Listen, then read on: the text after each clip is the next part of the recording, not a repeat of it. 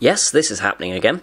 So about a year ago now, I made a video in which I took apart Stuart Ashens, a very popular YouTuber, and I was reading some of your comments the other day, of which there, as it turns out, were many, and amongst them, it seems that a lot of you really quite liked what I did last year, so I thought, I'll have a go at it again, because A, it was quite fun, and B, where could it possibly go wrong?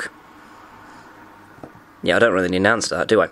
So, without further ado, here we go, and we will start off with a similar kind of thing to what I did last time, and that is to review a LEGO minifigure. However, this one is a little bit more special. You see, in the progress between last year and this year, some slight advancements have been made in LEGO moulding technology, and they now no longer just come in generic minifigures. It's amazing what 12 months can do for a thing. So, here we go. Simpsons LEGO. Yes, this is a thing. And I just realised, actually, I don't actually have any kind of disfiguring thing to open these damn things with, because I remember last time I had to pry it open with a fork.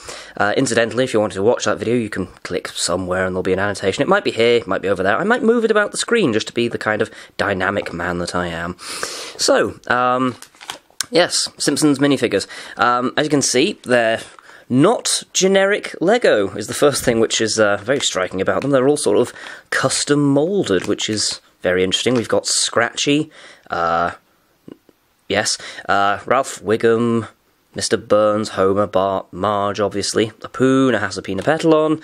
We've got Krusty the Clown, and we've got Ned Flanders, everyone's favourite left-handed human. Yes, so there's not a lot to say about this, really. There's loads of information on the back that says various things, such as don't let children eat them. We've got 0 to 3 sad onions there, which is always good to see on these kind of things. Right, scissors. Also jump cut, presumably. Someone did point out last time that I didn't say jump cut. Although, actually, in the original recording I did say jump cut, but then cut it out. As is the way with these things. Let's find out who we have.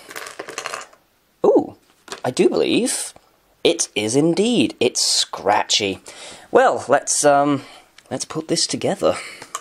And there it is. I'll just zoom this in for posterity. There we go. And isn't that lovely? I've actually got to say, this is possibly one of the best LEGO figures I've ever seen in my entire life, which is saying something. You can definitely tell that the people behind LEGO, at least one of them, is something of a LEGO enthusiast, and a Simpsons enthusiast, it would seem. It would make sense that they're a LEGO enthusiast, they work for bloody LEGO. One slight thing which confused me momentarily was the tail. It comes with a sort of little plastic attachment to create a tail for him, which is magnificent. But I thought it was some kind of kitchen spatula that he attacks Itchy with, so, yes. I'm an idiot. But no, that's very well sculpted. It's got this unusual sort of rubberized design, which, considering how spiky a lot of it is probably for the best. It's got the white gloves on. I mean, it's that very much pleases me. That will go on a shelf somewhere. Let's see what else we could have had quickly. Oh, there are actually a good deal more to collect than they told us about. We've got Homer Simpson, Bart. We've got the Simpsons family, basically. We've got Lisa with her saxophone, Maggie with, oh, what was the teddy bear called again? The teddy bear. Grandpa Simpson, Ned, Krusty, with a pie, interestingly enough.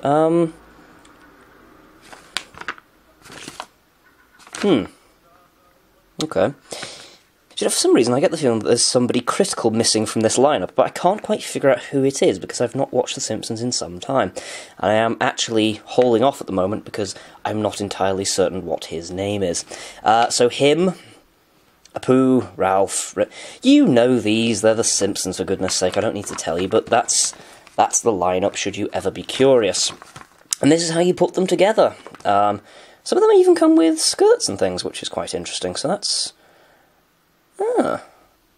yes. No, I'm quite pleased with this. They've clearly put a fair amount of thought into this, so it certainly pleases me. Anyway, that's enough of The Simpsons now. We need to move on to other things, and I've got another mystery bag of a very different variety.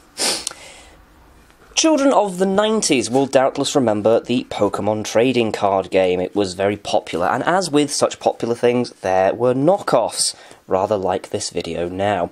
And this is one example. I found these on eBay, and they are an unopened pack of fake trading card games, which go for quite a amount of money. Well, they don't really. They go for about £3, which is still in line with inflation? Probably. Anyway, so on the front here, we've got a photocopy of what the original looked like. It is actually in foil, so it's not like just, you know, random paper or something like that. We've got Wigglytuff, who is now a completely different type from what he was back in the day. We've got all the logos, 11 additional game cards, and we've got all the stuff on the back. Now, how can you identify that these are fakes? Well, the fact that it looks like absolute shit should really give that one away for you. But yes, it's just sort of, all the line art is completely off, it's squiggly, and it clearly uses the worst 90s technology had to throw at it. So, it does stand out quite a bit. Anyway, so I'm curious to see what's inside of these, and just to see sort of the quality of the cards. And once we've done that, I will quickly talk about how you can actually spot fake cards, should you give a shit. I'm half expecting just 1,000 spiders to come out of here now. Oh, we're away, and already I've got to say, the contrast on them is, I don't know if the camera is picking that up very well, but it is ludicrously off, and the texture of them is all wrong, just completely and totally. If you've ever held a Pokemon card and then you held this, you would think a madman had been let into the factory. And here we go with the obligatory all glittery card. Look at that. We've got a pincer here. Still got all the attacks and things like that, but it's clearly just an absolute knockoff. Not so bad, I suppose, if you didn't give a shit, but yeah, no, not great. Oddish. There's Oddish. Interesting one with this one. It's slightly sort of askew at the top here, so I don't know if you can see that. I will.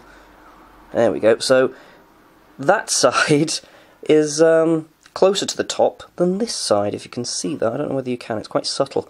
So the whole thing's sort of just slightly off kilter, which is really quite interesting. And yes, it's the same as the others. It's just horrendously fake. Then we have Eevee, looking all evolution-y here. This one, not the worst one in the world, I have to say, but again, it's got, like, sort of bleeding text and things like that, so. And I have no idea what is going on with these backs. If you've ever sort of held a... what kind of texture is that? If you've ever held a cheap playing card that has a sort of mottled effect on the back, that's basically the same thing that's going on here. And the front is glossed, which... okay. Goldeen, I remember always wanting one of these for some reason. I have no idea why. I think it was because I quite liked the anime back in the day, and Misty was one of my favourite characters, and she had a Goldeen. That's the reason. The contrast on this is quite unbelievable. The colours are borderline offensive. Again, no real issues with lining up this time, although there is a weird bit here where... if you go along, you can catch your nail on a bit of the card where they've not punched it out, or whatever it is they do to make these. Then we have Mr. Mime, which I didn't even think was in the Jungle Pack, but apparently he was, so good for them, I suppose. I don't really know what else to say about these. You know, they're all sort of the same kind of knocky-offy quality, so we'll rush through these. We've also got Meowth, Spearow, Mankey, which was never one which really took my fancy. We've got a Pokeball. As if satirically, we have Wigglytuff. Oh god, I have to say the quality on this one is beyond horrendous. It is like sort of. It looks like it's peeling, but it's not. If that makes any sense at all, it is truly something. The 90s has a lot to answer for, and a Kangaskhan as well, which you may notice, actually, there's a pixelated background. That was a feature of the original card. The original card did just look slightly shit, so really, you could probably just pass this off if it wasn't so badly manufactured itself. Also, one thing I want to point out, we've got 1, 2, 3... Yeah, 4 rare cards in one pack, which, given the odds of finding a rare, I think is stated on these as 1 in 33 cards. Fucking hell, I should have bought a lottery ticket instead, because, my god, that is incredible. Actually, I'm going to make a jump cut, because I think I can show you something. I'm back. Yes, I had to go through my personal collection, but here is 2 side-by-side examples. So the fake one is the one that's glittering all over, obviously, and this is the real one. You'll probably start noticing a few differences. Namely, the colour is one of them. This one, sort of blown out kind of grass green. This one is altogether more just sort of correct, really. Other things to note is that there's a lot of spangles and sparkles in this one, and this one is more just sort of overall foil effect. And also there's the elephant in the room, the fact that this looks like absolute shit and this one doesn't. So I thought, just for the sake of comparison, you would like to see that. To be fair, at this point, if you're watching this video, you know you're clearly bored beyond tears anyway, so you won't mind me going on about such trivial shit.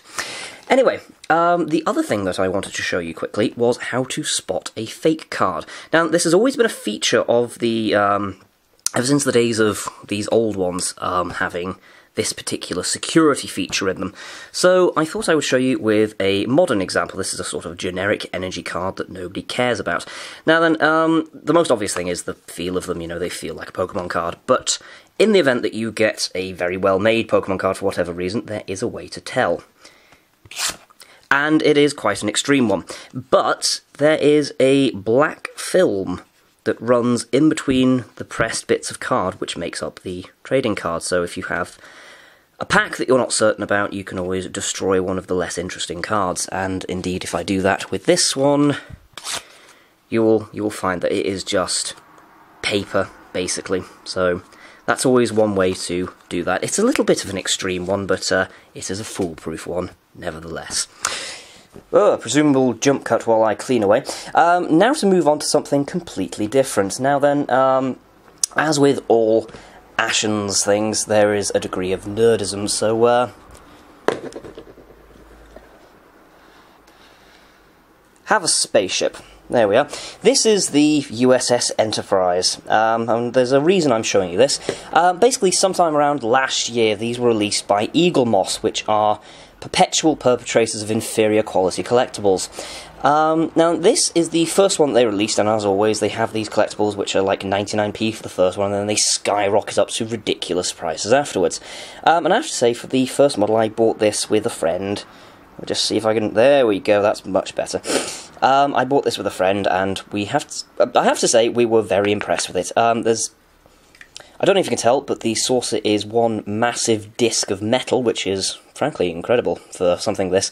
The body is plastic, but it's a sort of good quality plastic. It doesn't snap or creak or anything like that. One little feature as well is that you can separate the saucer. This is achieved by breaking the model. So yes, I'm very impressed with this one.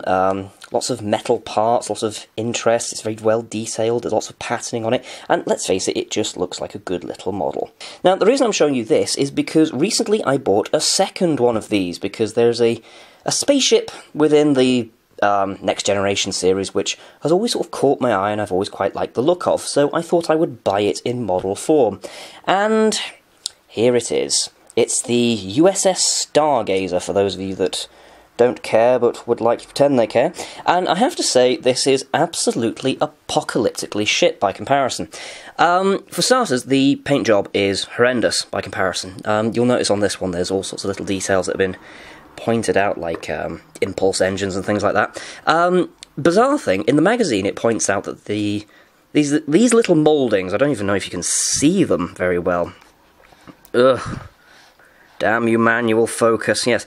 These sort of ribbony bits here, they're impulse engines, but they've not been painted or, like, made to stand out in any way. Also, that was the other feature which I wanted to point out in a moment. The fucking thing just breaks to pieces the moment that you pick the damn thing up, which, I mean, considering this was 99p and this was $9.99, I am not joking, the quality is inferior to a point where it's absolutely laughable. obviously, for something like this, you want to try and get as many of the details right as humanly possible, and they've just not done that. There are issues with things like the font. They've just used a sort of generic Arial for the nacelles and things like that. The paint job is horrendous, and it's basically just peeling off everywhere. And this is incredible. There's a seam running all the way along what is supposed to be the metal bit, although I very much doubt it is. I very much suspect it's just heavy plastic instead. And B, they've got the shape of the bloody ship wrong. This should be about twice the thickness. In fact, on the accompanying magazine, it does indeed show that the dimensions are just off completely. One thing that really amazed me, though, is if I hold this directly on, you will notice how squint the engines are. Particularly this bottom one. That's not just because it fell off. I have put it back in the position that it was originally in. It is just massively off-kilter. I've watched a few videos, actually, mainly from fellow nerds, concerning the opening of said starship, and they've all pointed out the same flaws, but they've all been of the opinion that actually it's okay because it's still quite a good model. It's not. I completely disagree with these people on several points. There are areas that aren't painted at all, and, you know, are moulded, but just haven't been done. There is moulding errors left, right, and centre. There's text that's incorrect. It's the wrong shape and size. I honestly don't know why anyone who got this would say that this is okay. It's simply not. It's just wrong on many levels. I have to say as well, because, you know, I quite like the ship, I am thoroughly disappointed with this, so it's an absolute piece of broken junk, as far as I'm concerned. And I'd be tempted to return it, were it not already so horrendously damaged. Also, you never know, I can maybe make the money back off of this video. Highly unlikely, but you never know. Anyway, that's enough of that.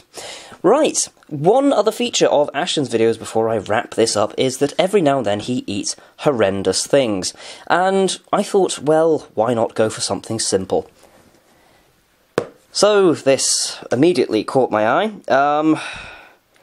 Yeah. I'm dreading this one already. It's called Tubble Gum, and it is tutti frutti flavour, which doesn't fill me with dread at all. It's basically, as far as I can tell, chewing gum in a sort of toothpaste packaging thing. On the back, what have we got? Ingredients, everything that you should never put into your body ever.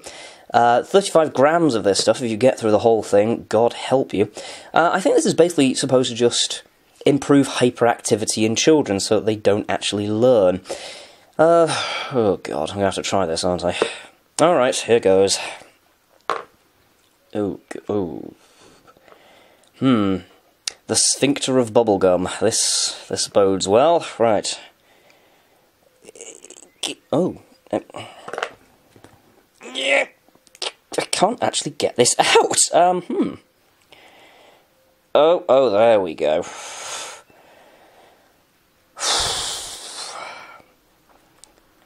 Well, if this doesn't inspire you to eat it, I don't know what does. A prolapsed rectum of bubblegum. Oh. It even feels like anus, and don't ask me how I know. Oh, okay.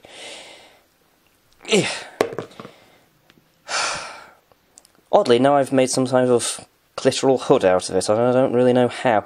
Right, I'll... Oh. Bugger it, you only live once, and judging from this, not much longer.